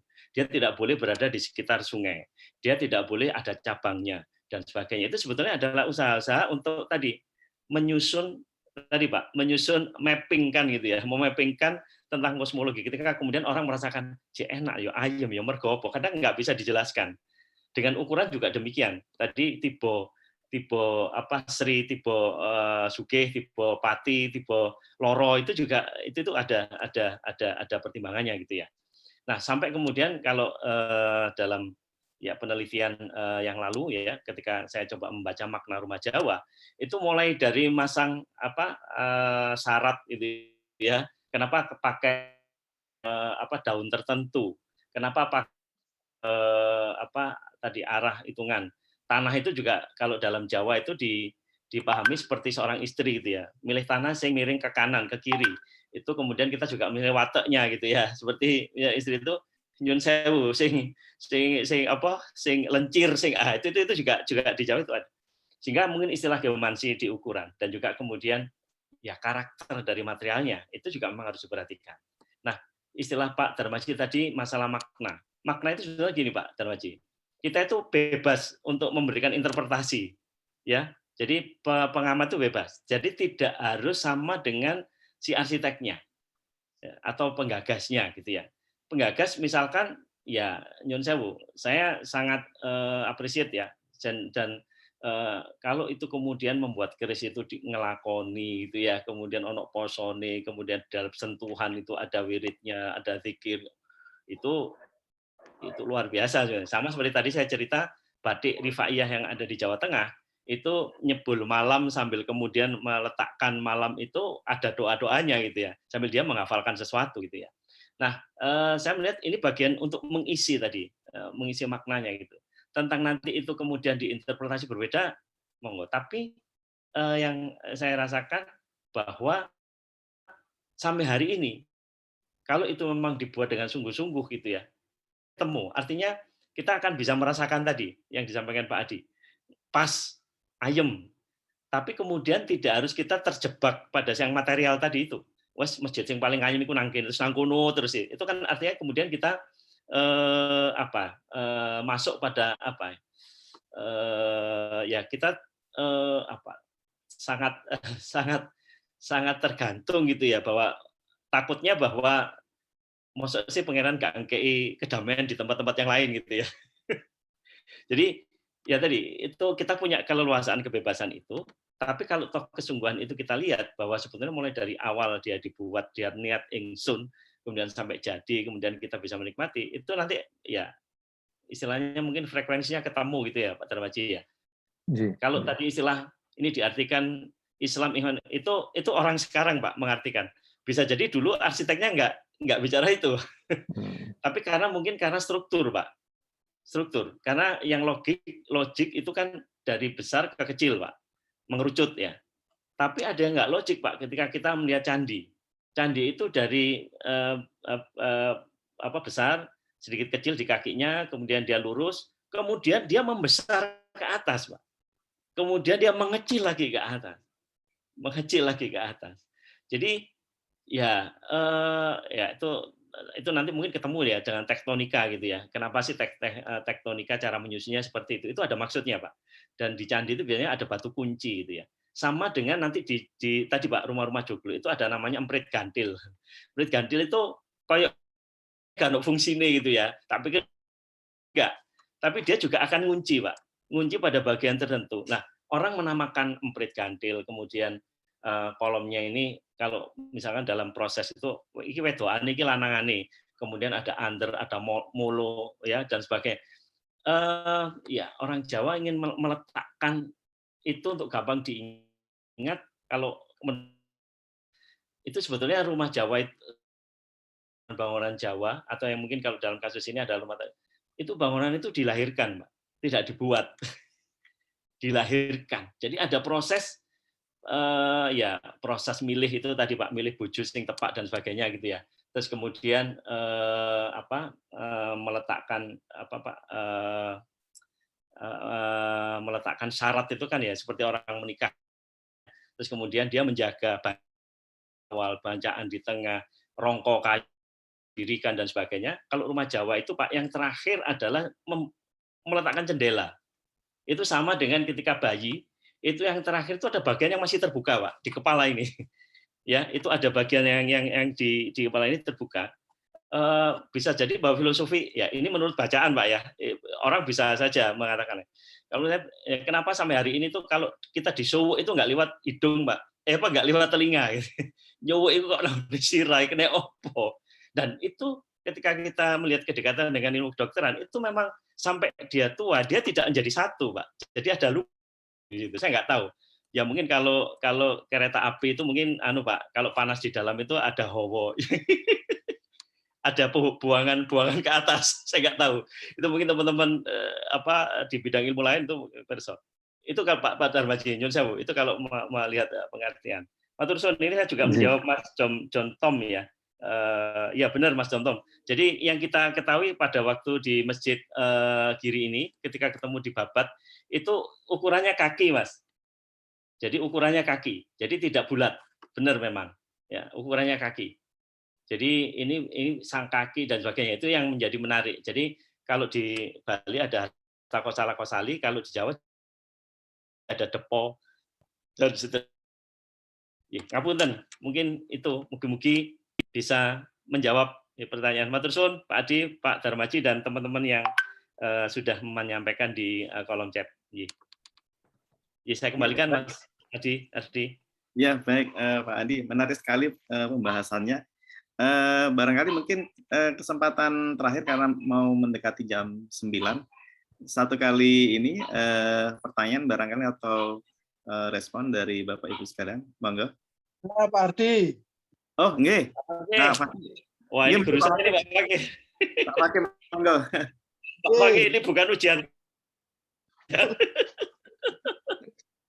Ujian disertasi Pak Andi. Iya, disertasi. Allahu Nah, Akbar. Nggih, Pak Wage, matur suwun sanget perhatiannya. saya mau sedikit jawab pertanyaannya Pak Darmaji. Oh, siap Pak Wage. Nggih. Pak Darmaji tadi kan tanya, sebenarnya bentuk dulu ada kemudian dimaknai, atau kan memang makna kemudian dibentuk seperti itu, gitu ya. Ya memang dua-duanya bisa, tetapi khusus tentang masjid, menurut saya, masjid yang beratap tajuk itu adalah bentuk dulu baru dimaknai. Kenapa? Karena sebelum Islam datang, bentuk itu sudah ada. Ya, misalnya contohnya yang di Bali itu ya, Wantilan Bali itu kan tajuk, ya persis masjid lah kan, cuman 2 susun kan gitu kan. Kemudian kalau masjid banyak susun dan sebagainya. Jadi kalau dugaan saya itu adalah ada dulu, kemudian dimaknai maknanya itu disesuaikan dengan Islam. Dan yang proses seperti itu tidak hanya bentuk ini, tidak ada bentuk bangunan, tetapi juga bentuk sesajian. Kan ini sudah terkenal sekali tahu dibahas bahwa kalau dulu orang Jawa itu memberi sesajen begini begitu, harus ada makanan kecil ini dan sebagainya. Terus oleh Islam, ya enggak apa-apa sesajen, tapi makanannya jangan kecil, dibuat besar, banyak, dan jangan dibuang, dimakan bersama, menjadi selamatan. Nah itu kan, jadi seperti itu. Ada dulu bendanya, terus maknanya disesuaikan dengan makna Islam. Kalau saya menduga begitu Pak Darmaji, karena alur proses sosialisasi dan internalisasi Islam di dalam Jawa itu umumnya seperti itu. Jadi tadi ya kami asosiasikan bangunan dan ya apa saja gitu. Maknai, dan menurut saya kalau kita melihat peradaban Islam ya, perkembangan peradaban Islam dalam bentuk dan sebagainya, pada umumnya arsitektur Islam itu mengadopsi arsitektur lokal, dan kemudian dimaknai dengan makna Islam. Ini yang saya lihat ya. Kalau kita arsitektur yang asli, masjid asli Nabi kita Muhammad SAW di Madinah, itu kan kotak biasa, itu sederhana. Baru kemudian ketika ke Damaskus, ke Syam, Muawiyah itu membuat masjid yang mirip seperti bangunannya orang Eropa. Yaitu masjid kalau dengan gudang garam. Nyebrang lagi ke Konstantinopel, mengambil kubah, membuat Masjid Sultan Ahmad yang berkubah, kan begitu kan. Kemudian ke timur, ke Cina, membuat masjid yang atapnya seperti pagoda. Demikian juga ketika ke Nusantara, masjidnya itu mengambil masjid lokal. Sekali lagi, jadi bentuk dulu ada, baru kemudian dimaknai dengan makna yang sesuai dengan Islam. Saya kira gitu Pak Darmaji. Matur suwun. Oke, matur nuwun Pak Fakih. Sangat menarik sekali pembahasannya. Ini ada satu lagi, ini dari Bapak Jos Tom. Saya persilakan Pak Jos Tom. Terima kasih, selamat malam. Apa yang disampaikan oleh Pak Fakih itu 100% betul, karena tesisnya Yosef Priyotomo di tahun 1982 itu sudah mengatakan hal seperti yang disampaikan oleh Fakih tadi. Itu yang pertama yang ingin saya sampaikan kepada Pak Darmaji untuk memperkaya pemahaman.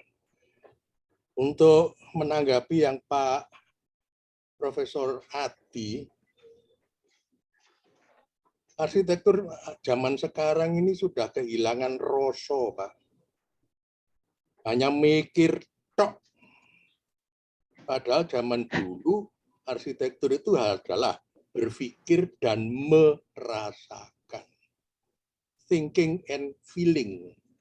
Sekarang ini hanya thinking saja. Itu aja komentar saya. Terima kasih. Oke. Matur suwun sangat. Matur suwun sangat Pak. Pak Mas Adi, nanti Pak, sebelum itu saya bisa menyampaikan sesuatu ya. Oh, nggih, nggih. Ini ada. Oh, ada Pak. Ini Pak Syariat, monggo silakan. Assalamualaikum warahmatullahi dari Aceh, Pak. Nggih, nggih. Waalaikumsalam warahmatullahi wabarakatuh. Pak, alhamdulillah saya bisa di dalam forum yang begitu mulia ini karena saya ikutan oleh Mas Arief ini, ya kan. Nah, saya mau sampaikan sedikit Saya saat ini sedang dalam finalisasi penulisan buku tentang Fathahillah ya, Fathahillah. Periodenya ini 1490 sampai 1530. Nah, dalam literatur ini Pak, saya banyak menggunakan catatan yang sebelum-sebelumnya ini era Islam ini Ibnu Battuta, Laksamana Cheng Ho, ya kan, catatan-catatan termasuk catatan tertua tentang Tommy Pires. Nah, menurut Tommy Pires dalam Suma Oriental, ya kan, Gresik itu adalah pelabuhan terbesar di Pulau Jawa. Jadi kebesaran Giri itu bagi saya itu sudah sangat dijamin sekali, Pak. Tommy Pires itu menyatakan orang yang melakukan perdagangan dari Gresik sampai ke Pasai dijamin jadi orang kaya. Pasti orang kaya. Nah, salah satu hubungan yang begitu kuat antara Pasai dan Gresik adalah makam Malik Ibrahim. Nah, walaupun saat ini secara mayoritas orang akan bilang Malik Ibrahim dari Samarkand, tapi kalau menurut saya Pak punya interpretasi yang berbeda, yaitu yang disebutkan. Jadi kalau di makam inskripsi nisannya Pak itu kan disebutnya Malik Ibrahim. Kalau di Aceh ini yang disebut Malik itu Pak adalah utusan raja, bukan nama itu. Jadi di makam-makam di daerah di Pasai itu, terutama di Lamuri itu banyak sekali titel-titel Malik, itu banyak titel Malik-Malik. Nah, oleh karena itu ada kesamaan, yaitu tipe nisan Cambai Malik Ibrahim dengan yang ada di Lok Semawe atau Pasai itu Ratu Nasriah, kemudian makam-makam yang lain di sana itu semuanya satu tipe dari Cambai. Jadi ada hubungan yang begitu kuat antara Pasai dan Gresik. Terutama hubungan penyebaran Islam kan lewat perdagangan, nah itu lewat sini. Nah, saya mau cerita sedikit tadi masuk kepada, mohon maaf Pak begini, saya sudah dalam rangka mencari yang Bapak sama tadi, saya sudah kalau secara literatur, Sekir Tabrif itu naskahnya Imron Tajuddin tentang masalah bangunan masjid di seluruh Asia Tenggara. Nah, kalau secara pribadi sendiri, saya sudah berjalan secara fisik Pak ya ke masjid di Indrapuri, di Aceh yang paling tertua. Jadi masjid-masjid tua ini yang tadi sampaikan kosmologi berbeda itu memang benar. Saya sudah ke Demak berkali-kali. Mungkin yang menarik di Citarasa ya, karena Citarasa ini menurut pendapat saya Pak itu mihrab ini. Jadi salah satu bangunan terpenting dari bangunan tua itu nomor satu mihrab. Mihrab. Jadi kalau mihrab itu dibuat kecil dan bulat, kalau kita berzikir itu beresonansi Pak, itu beresonansi, itu dia menyimpan energi itu. Energi itu mantul ke diri kita lagi. Nah itu dalam bangunan-bangunan tua itu orang yang melakukan pemugaran yang kelirunya mihrabnya itu dirubah. Nah, di Cipta Rasa ini salah satu kelebihannya Pak, mihrabnya itu menurut saya itu mihrab dari Cambai. Dan itu belum diteliti orang itu. Belum diterang itu seperti itu. Nah kemudian seperti biasa standar di sebelah mihrab itu barulah mimbarnya itu ya, mimbarnya ini sebelah mihrab itu biasanya mimbar. Nah ini kemudian ditambah soko guru yang disebut 4. Nah ini yang menarik angka 4 dan kemudian 3 ke atas itu, 3 ke atas. Nah kalau di Jawa, saya mau sampaikan bahwa bangunan masjid di Malaka pun sama seperti itu. Jadi masjid di Malaka pun kalau dilihatin baik di Kampung Keling maupun di Kampung Jawa itu 3 tingkat. Di Aceh pun sama juga. Itu sama juga. Jadi kalau menurut pendapat saya berdasarkan hasil temuan-temuan dalam penelitian arkeologis, memang ini bisa Bapak kaitkan dengan buku yang ditulis menurut saya oleh Sunan Gunung Jati langsung, tapi dia pakai nama Ibnu Arabi dalam Hilrubus Bupati Al-Kunus, itu satu kitab di Cirebon, itu diterangkan tentang mengenai masalah bangunan 3 tingkat, yaitu Islam, Iman, dan Ihsan. Ini diambil dari hadis. Ini diambil dari hadis, dan di situ ada kata-kata kesamaran. Jadi kenapa seperti ini tersebut tentang tentang tarekatnya orang zaman dulu ya, karena ini periode sebelum Satoriyah, sebelum Rifaiyah, sebelum Qadiriyah, ini masih zaman dinasti Mamluk. Ketika Ottoman itu datang ke Aceh 1537, maka ada perubahan-perubahan arsitektur yang tadinya, kalau saya nganggap itu, kalau Bapak perhatikan nanti desain-desain konstruksi di Ahmed Abad, di dinasti Ahmed Abad ini akan kelihatan kesamaan-kesamaannya. Nah, ada satu nama arsitek yang berbunyi, yaitu baik di Demak maupun Cipta Rasa itu nama Raden Sepat. Bahkan di Masjid Agung Banten, nama Raden Sepat itu pun muncul lagi. Iya, siap. Nah, yang menarik, saya 2 minggu lalu, Pak, saya dari Masjid Jongjo, dari tempatnya salah satu orang pejabat yang masuk Banten itu di kampung. Itu saya liatin di tumpukan dia itu. Saya tumpukan itu ada mastakanya itu. Jadi salah satu bangunan itu kan mastakanya. Salah satu lambang mastaka itu adalah itu, saya lihat memang beda-beda simbol.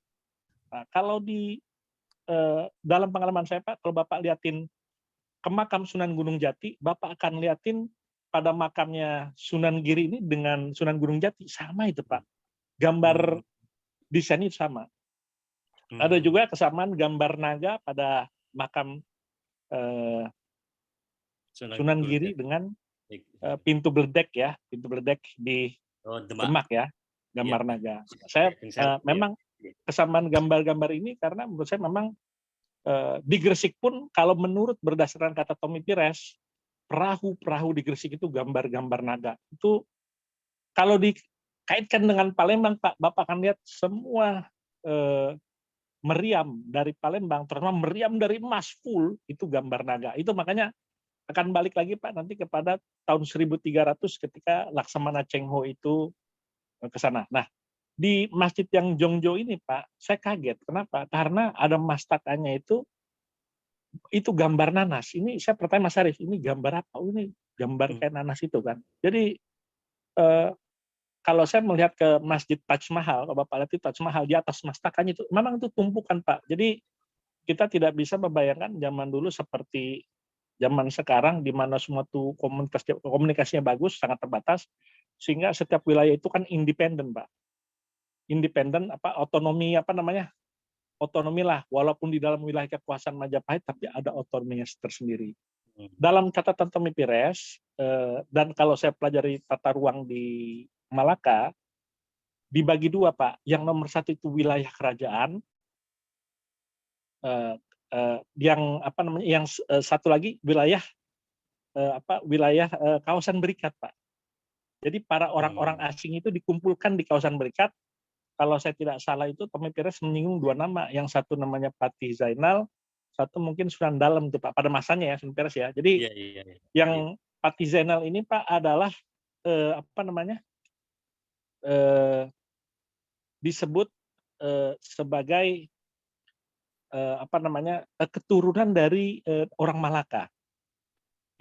Jadi antara Gresik sama Malaka ini punya sebaliknya, Pak, di Malaka pada waktu itu ketika digempur oleh Portugis, Afonso Albuquerque, penanggung jawabnya itu adalah Datuk Trimurti dari Tuban, Pak.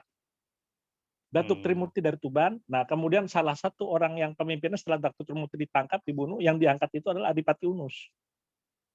Jadi itu sudah biasa tukar-tukaran. Jadi ada kawasan berikat, Pak. Nah, saya lihatin posisi Giri ini, Pak, kalau Bapak ke Lamuri di Aceh, itu menurut saya, Pak, itulah sama-sama tua. Jadi kalau Ternate, Giri, sama Lamuri, Pak, kayaknya mulai dari 1200, karena istananya semua di atas semua itu, Pak. Di atas dari kejauhan. Itu saya lihat begitu. Jadi ada hubungan yang sangat tua gitu. Jadi mengenai masalah kebesaran Giri, Pak, saya tidak meragukan itu. Nah, untuk yang tadi mengenai simbol-simbol itu, Pak, yaitu sebelum, Pak, saya cuma menyampaikan bahwa temuan saya di lapangan itu, saya bisa sampaikan bahwa ada kesamaan sama, Pak, itu hampir 100% sama persis antara di makam Sunan Giri dengan di Sunan Gunung Jati. Kalau sampai ke atas itu, Pak, itu ornamen itu sama itu, Pak. Mengenai gambar mande ya, mande itu bangunan tanpa tiang. Jadi era 4 tiang itu menurut saya karena sudah merdeka, bebas. Sebelumnya itu baru kan era-era zaman dulu, Pak, ibaratnya kawasan berikat. Orang Islam itu dikasih satu kawasan di Ngampel Denta, bukan di seluruh gitu, Pak. Jadi cuma di Ngampel Denta, Nanti di mana begitu sudah bebas itu Pak, mereka baru bebas tuh kemana-mana. Itulah zamannya Raden Patah itu mulai bebas tuh bikin masjid di mana-mana. Nah itulah mulai berdirinya era 4 tiang itu jadi satu penanda. Dapat saya sampaikan bahwa mohon maaf, tapi dalam hipotesis saya, hipotesis sekali lagi, bahwa ada tarikat yang dijalankan pada masa itu tentang mengenai masalah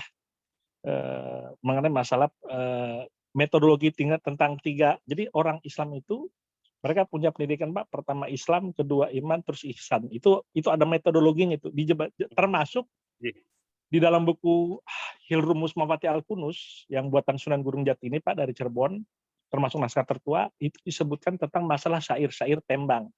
Makanya di Giri ini ada Sunan Giri ada tembangnya Pak, nembangnya. Sunan Kalijaga ada. Karena dulu Pak nggak ada Al-Quran, tidak ada, kertas belum masuk itu. Jadi cara mereka dengan syair-syair seperti ini. Nah, saya sangat senang sekali berjumpa dengan saudara-saudara Pak. Insya Allah semoga kita bisa ketemu lagi Pak ya. Saya sangat senang sekali. Insya Allah sukses Pak ya. Yang kurang mohon maaf ini Pak. Terima kasih Pak.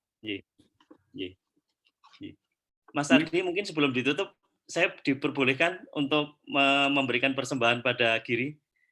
Mangga. Sedikit pendek gitu ya. Jadi Bapak Ibu sekalian, ya ini sebuah mimpi gitu ya, yang kemudian kemarin tertularkan gitu ya dengan teman-teman yang ada di Giri untuk memberikan satu penghargaan bahwa pusat peradaban ya, sebagai Giri sebagai sebuah pusat peradaban gitu ya. Saya mencoba untuk share dengan film gitu ya.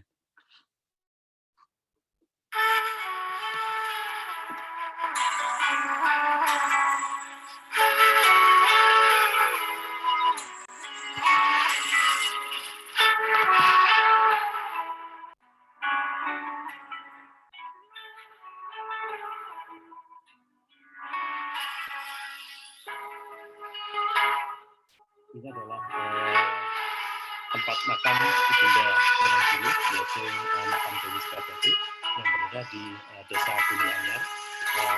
Kalau dari titik ini kita akan juga bisa melihat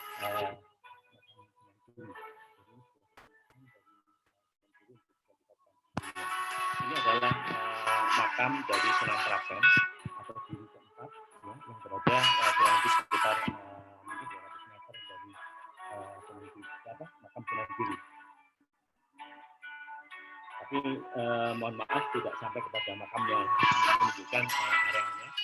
Nah, ini adalah telah bergerak gitu ya, bagian tak terpisahkan oleh kawasan Giri, ya, di mana di sini adalah telaga yang dibuat oleh Sunan Giri bersama santrinya. Bisa dijadikan untuk kebutuhan ibadah sebagainya, dan juga untuk mengatasi tadi kebutuhan air dan bagaimana mengelola air yang ada di kawasan Giri. Jadi mungkin kalau kita lihat dari lingkungan ini menarik. Ini adalah Giri Kejaton. Nah inilah yang kemudian titik kerajaan atau pondok pesantren dari Sunan Giri. Namun ya dalam tanda petik dirusak ya, keberadaan masjid ini barang baru. Ini mestinya nggak ada di situ. Tapi ya karena tadi ini sebagai sebuah simbol gitu ya. Jadi orang masih malu. Tapi saya ingin meyakinkan pada pemerintah Gresik, ini mestinya harus dihilangkan, bukan masjidnya, tetapi cara meletakkannya yang salah. Nah kemudian ini adalah sisi untuk menuju ke makam Sunan Giri. Jadi ini adalah Gunung Ketukangan yang berada di hadapan dari Sunan Giri. Ini yang di sebelah kiri adalah makamnya, yang di sebelah barat. Kemudian yang di sebelah timur ini adalah masjidnya. Nah yang saya sampaikan tadi ada masjid kecil yang kemudian ini ada pohon usianya ratusan tahun. Kemudian yang di bawah ini ada kolam, tapi ini kolam tada hujan.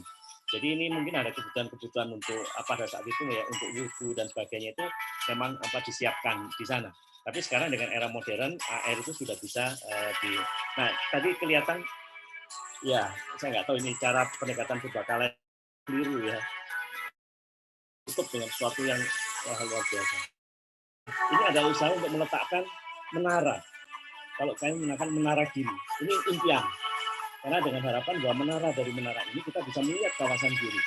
Ya makamnya, ya telaganya, ya kemudian tempat-tempat lain.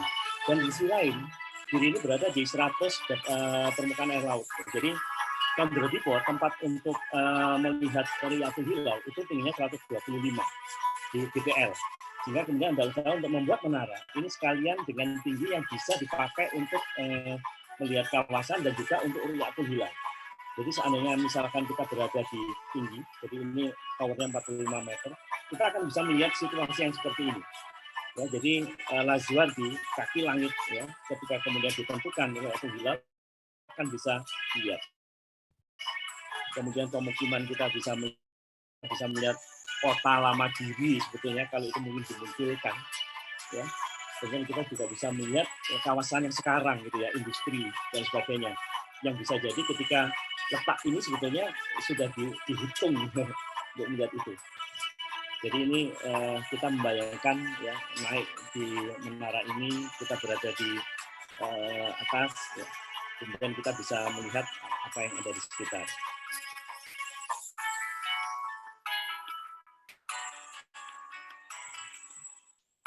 Ini mimpi, semoga teman-teman semua bisa mencoba untuk melihat ini adalah bagian yang penting untuk kawasan diri.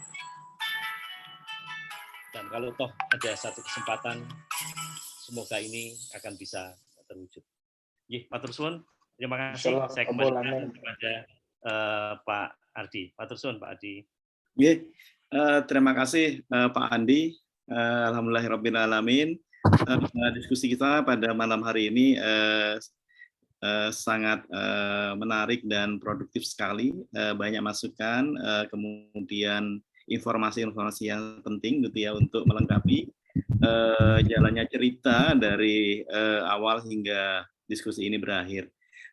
Bapak Ibu sekalian, mohon maaf apabila dari penyampaian kami sebagai moderator ada hal yang kurang berkenan. Terima kasih atas perhatian Bapak Ibu semua. Kami tutup diskusi pada malam hari ini. Wassalamualaikum warahmatullahi wabarakatuh. Kami kembalikan kepada Waalaikumsalam warahmatullahi wabarakatuh. Alhamdulillah. Terima kasih Bapak-bapak.